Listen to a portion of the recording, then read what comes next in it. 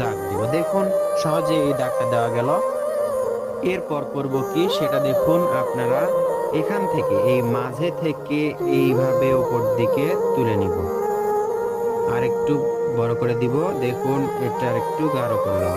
এখান থেকে চিকন করে পাইপের মতো দেখুন উপর দিকে আস্তে আস্তে যত উপরে উঠবে দুটা মিলিত হবে, মিলিত হয়ে এরকম হয়ে যাবে। এটা তো আপনারা করতে পারবেন, ছোট বাচ্চারাও সহজে করতে পারবে। এরপর আমরা যেটা করব সেটা হচ্ছে এখান থেকে দেখুন, এখান থেকে এইভাবে নিচের দিকে নিয়ে আসব।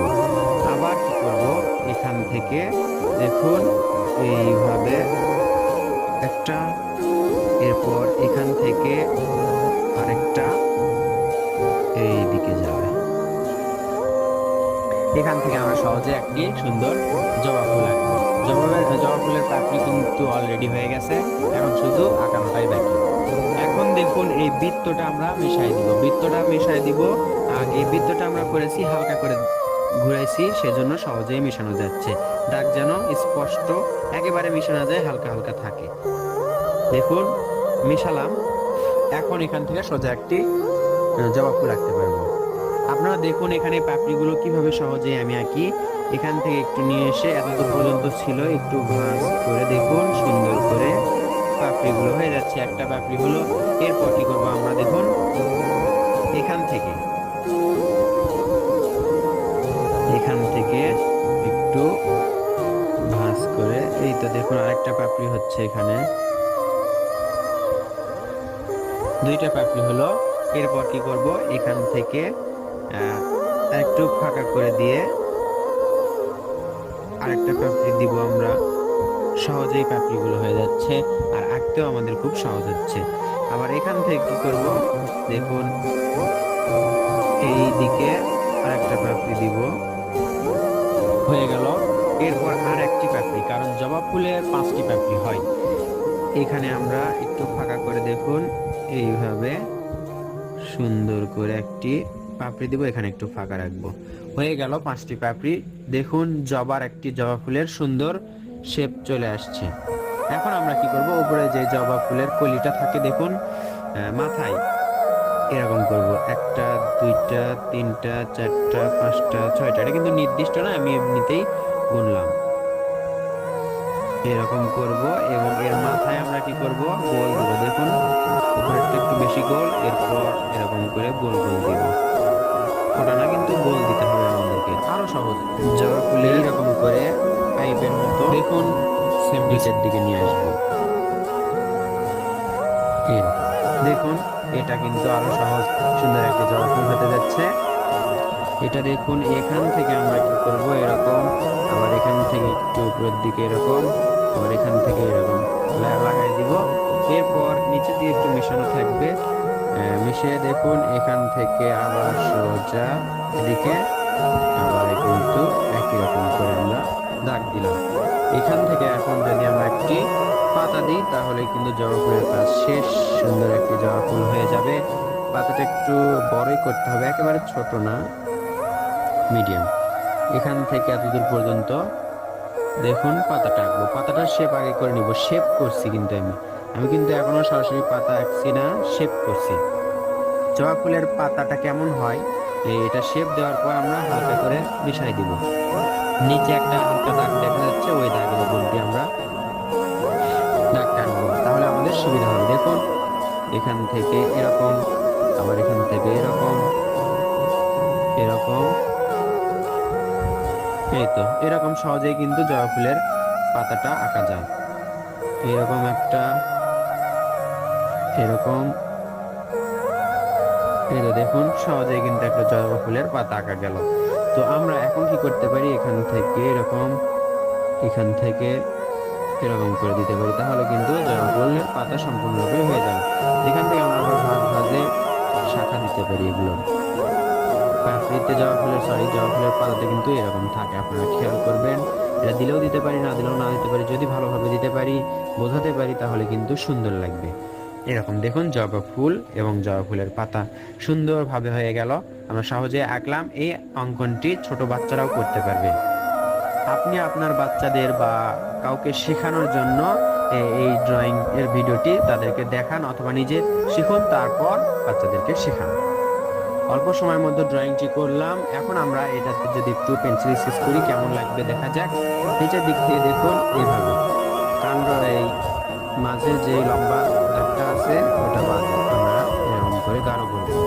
নিচের দিকে গাঢ়, উপর দিকে হালকা এরকম করে নিব। দেখুন এটা আপনারা বুঝতে পারছেন কিরকম করছি আমি। আবার এটা এরকম,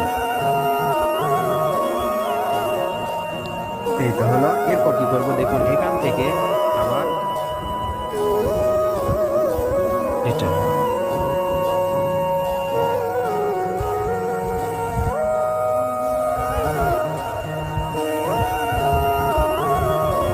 এরকম আবার কি করব, তাহলে কিন্তু এরকম করে যদি আমরা দিই তাহলে এখানে ভাঁজের মতো মনে হবে।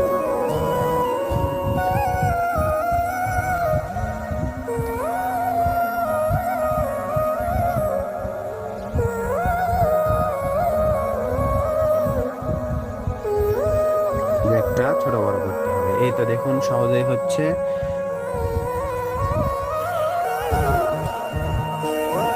এই তো এভাবে আপনারা করতে পারবেন। আমি আশা করি আপনাদের কষ্ট হবে না, ছোট বাচ্চারাও এ থেকে শিখতে পারবে। এটা দেখুন, এটা কিন্তু আপনারা সহজে করতে পারবেন। এরপর আমরা কি করব, এই দিকে যদি আরেকটু দেওয়া যায়, ঠিক একই রকম করে যদি এদিকে আমরা দিতে পারি এই পাপড়ির মাথায়, তাহলে কিন্তু সুন্দর লাগবে। যদি দেওয়া যায় তাহলে কিন্তু ভালো হবে। একটু দ্রুত করি আমি, এভাবে যদি দেওয়া যায় তাহলে কিন্তু আরো সুন্দর লাগবে। দেখুন কেমন লাগছে আগের তুলনায়, এটা করার ফলে আর একটু সুন্দর লাগছে। এরকম করে আমরা করতে থাকবো সুন্দর, যতক্ষণ না সুন্দর করা যায়। চেষ্টা করলে আরো সুন্দর করা যাবে, ধৈর্য সহকারে রাখতে হবে আমাদেরকে। দেখুন এই পাপড়িগুলো এগুলোর তুলনায় সুন্দর লাগছে। এরকম করে করব,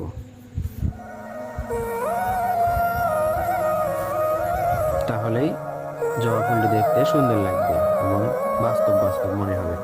এখানে এরপর এখানে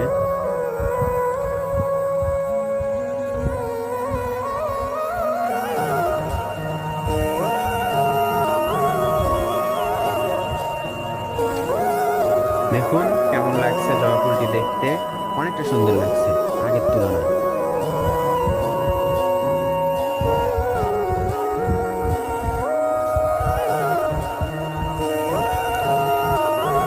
আশা করি এই ভিডিওটি থেকে আপনারা সহজেই শিখতে পারবেন এবং অন্যকে শেখাতে পারবেন। ভিডিওটি যদি আপনার ভালো লেগে থাকে তাহলে লাইক, কমেন্ট, শেয়ার করতে ভুলবেন না।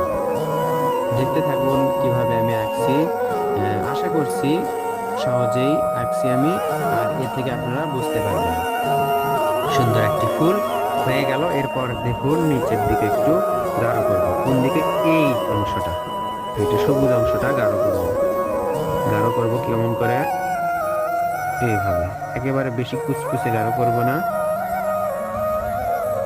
এটুকু করলাম। এরপর এখানে দেখতে পাচ্ছি আমরা এই কাণ্ডটা, পাতার এই অংশটা গাঢ় করে দিলাম। এখান থেকে আবার উপর দিকে এভাবে দিয়ে হালকা গাঢ় করলাম।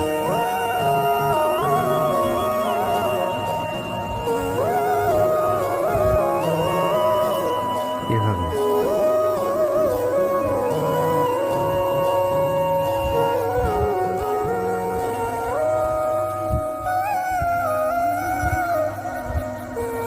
এই তো হলো সুন্দর একটি জবা ফুল। এরপর আমরা নিচের দিকে দেখুন এই পাশে এরকম করে দিতে পারি। যদি এরকম করে দিতে পারি তাহলে দেখবেন আরো সুন্দর লাগছে। এই পাশ থেকে একটু এরকম, তাহলে মনে হবে একটা গোল গোল। এখন দেখুন কেমন লাগছে। আশা করি এই ছোট্ট ভিডিওর মাধ্যমে আপনাদেরকে শেখাতে পারলাম কিভাবে সহজেই একটি জবা ফুল আঁকা যায়, সুন্দর করে আঁকা যায় এবং ছোট বাচ্চাদেরকে শেখানো যায়। ধন্যবাদ সবাইকে, দেখা হবে ইনশাআল্লাহ নতুন ভিডিওতে। ভিডিওটি ভালো লাগলে